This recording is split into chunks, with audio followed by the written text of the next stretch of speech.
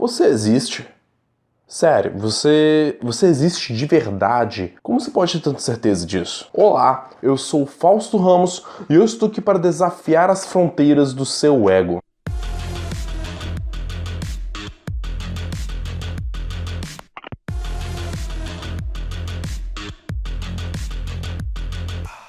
Há 100 mil anos surgiram os primeiros rituais religiosos. Eram os rituais funerários. Eles serviam para velar os mortos e, com eles, definir os primeiros parâmetros para o que é a vida. Imagina como deve ter sido assistir um ser humano morrendo pela primeira vez. A pele fica dura e fria, o humano começa a entrar em putrefação e os vermes comem a pele, a carne e todo aquele cheiro horroroso começa a exalar daquele corpo. A carne deteriora e apodrece, ela é disputada por larvas e moscas até finalmente chegarmos ao apaziguamento de toda essa violência inescrupulosa, os ossos.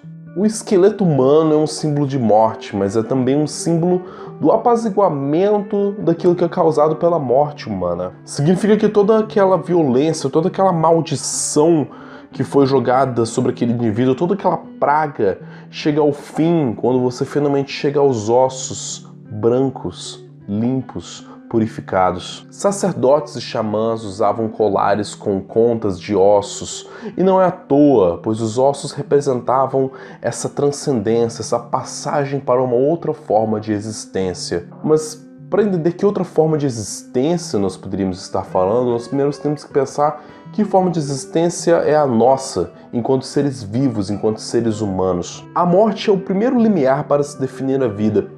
Como diz o filósofo George Batley, nós somos seres finitos, descontínuos, pois a continuidade é tudo aquilo que é infinito, que não tem limite, que não tem começo e não tem fim. Mas nós somos seres limitados no espaço e no tempo, portanto nós somos seres descontínuos. Somos limitados pelos nossos corpos, pelos limites de nossa pele. Até onde vai o meu braço é o limite do meu corpo fisicamente. Mas não apenas, mas tudo aquilo que eu posso perceber por meio dos meus sentidos também é um limite. Até onde alcança minha visão, até onde alcança minha audição, até onde eu posso sentir os cheiros que estão ao meu redor. E para além disso, o nosso campo sensível para com tudo que atinge nossa linguagem. Tudo aquilo que eu leio, tudo aquilo que eu assisto, todas as histórias com as quais eu me conecto, todas as pessoas com as quais eu conheço e cujo universo eu entro em contato quando eu converso, interajo e vivo com elas. Vivemos em uma bolha circunspecta, muito menor e muito mais limitada do que nós gostaríamos de aceitar. Se pensarmos, se pudéssemos pensar em tudo aquilo que nós não vamos conhecer, em tudo aquilo que nós não vamos viver, em todas as pessoas com quem nós não vamos conversar e cumprimentar e sentir e trocar ideias, experiências e sentimentos, tudo aquilo do qual nós estamos limitados enquanto seres vivos, finitos, descontínuos. Nós somos limitados no tempo e isso não diz respeito apenas ao fato de nós termos um momento para começar e para terminar no tempo, com o nascimento e a morte, mas também aonde nós estamos nesse deslocamento de tempo.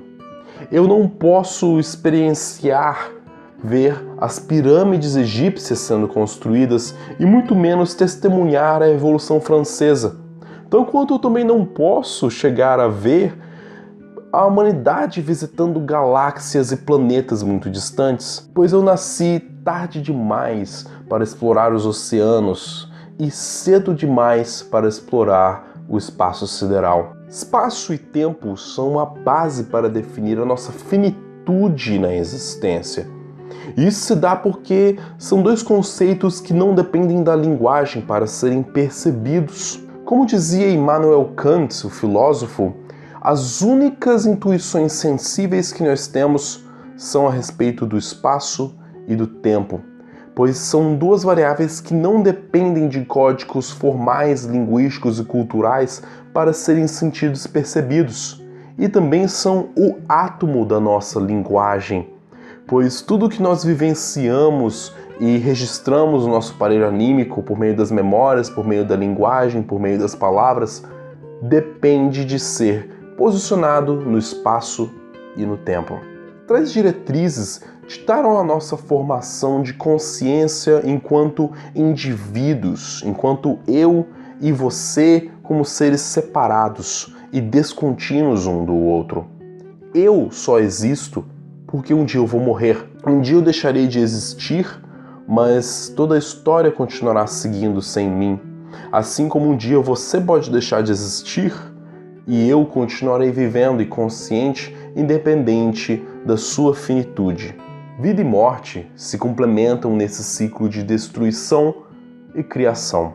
De um lado, a pulsão da vida está continuamente jorrando novas formas de vida no mundo, enquanto a pulsão de morte está colhendo toda essa matéria biótica para que depois ela possa ser usada para dar origem a novas formas de vida. O próprio orgasmo sexual é chamado no francês de le petit mort, que significa a pequena morte. Afinal, muitos experienciam o orgasmo como uma experiência mortal. Eles param de respirar, eles resetam todos os seus músculos, eles se paralisam, como se sentissem um choque percorrer por todo o seu corpo até a morte do desejo que deu impulso ao próprio prazer. Esses impulsos e tensões regeram por muito tempo o comportamento humano, até o surgimento dos interditos, ou seja, o surgimento das proibições. Uma proibição existe exclusivamente com o propósito de ser transgredida, ou seja, de ser desrespeitada. É a regra máxima dos interditos. Nós tivemos a necessidade de criar algumas barreiras para as nossas pulsões, para os nossos impulsos, para que nós fôssemos capazes de nos concentrar no trabalho. Toda a complexidade da cultura humana depende da capacidade de tolher um pouco todas essas pulsões, tensões e impulsos que vêm da nossa natureza biológica. Não poderíamos criar ferramentas e utensílios delicados se qualquer coisa que se mexesse no mato chamasse nossa atenção como se fosse uma ameaça vil e mortal, se nós sentíssemos necessidades afetivas impossíveis de controlar a qualquer momento, se nós sentíssemos uma agressividade muito grande, uma vontade de bater uma marreta naquele nosso colega de caça, de coleta. A colaboração humana e a convivência em sociedade depende desses interditos. Mas isso também não significa que nós devemos de tolher e de impedir e de barrar os nossos impulsos para sempre. Isso seria a antivida, seria contrário aos próprios impulsos que deram origem a toda a nossa riqueza humana. É por isso que todo o interdito pede pela sua transgressão. O erotismo foi a primeira forma de transgressão que surgiu para dar vazão a todos esses impulsos reprimidos. Eu posso definir erotismo aqui como um ritual cultural que nos ajuda a tirar a máscara da civilização e nos expor nus à luz dos nossos instintos. Se pensarmos no erotismo sexual, nós entenderemos por que nós utilizamos roupas e por que é tão importante nos despirmos juntos ao nosso parceiro sexual. As roupas servem como uma fronteira cultural para a nossa individualidade. Nós nos colocamos diante do mundo por meio das roupas que escolhemos usar. É uma roupagem que nós damos à nossa personalidade, a maneira como nós queremos nos dispor e nos expor para as outras pessoas e para o mundo. Quem faz questão de ser notado usa roupas chamativas.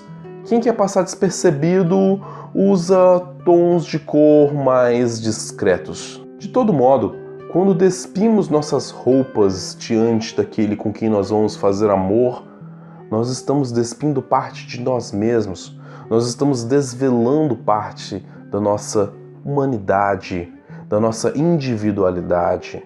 Nós estamos tirando barreiras metafóricas que criamos para separar o eu do você, o eu do outro. E assim, criando um ambiente propício para essa fusão, para essa união com o outro. Um contato mais íntimo com um outro universo que representa aquele com quem eu me apaixono, aquele com quem eu troco carícias e faço amor. Erotismo é arte. É tudo aquilo que quebra com a formalidade de ternos e documentos oficiais.